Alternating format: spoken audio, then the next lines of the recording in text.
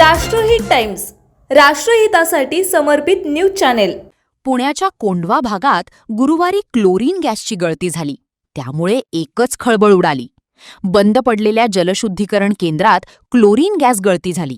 या गॅसच्या संपर्कात आल्याने फायर ब्रिगेडच्या 2 जवानांसह 24 लोकांना श्वासोश्वास करण्यास त्रास होत होता।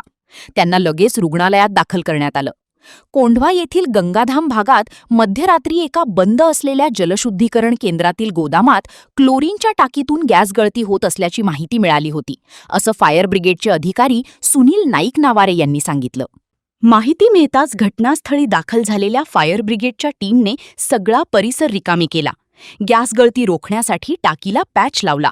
या प्रक्रियेमध्ये फायर ब्रिगेडच्या 2 जवानांना गॅस गळतीची बाधा झाली। गॅसचा आसपासच्या परिसरात फैलाव झाल्याने 22 लोक आणि बचाव कार्यात गुंतलेल्या 2 जवानांना श्वासोश्वास करण्यास त्रास सुरू झाला। सर्वांना जवळच्या ससून जनरल हॉस्पिटलमध्ये दाखल करण्यात आलं। त्यांच्यावर उपचार सुरू आहेत। रुग्णालयात दाखल असलेले 22 नागरिक आणि 2 जवानांच्या जीविताला कोणताही धोका नाही, अशी माहिती अधिकाऱ्यांनी दिली। सध्या त्यांच्यावर डॉक्टरांच्या देखरेखीखाली उपचार सुरू आहेत। बंद पडलेल्या प्लांटमध्ये इतक्या खतरनाक गॅसच्या टाकीच्या बाबतीत बेपर्वाही कशी, याचा पोलीस आणि प्रशासन शोध घेत आहेत।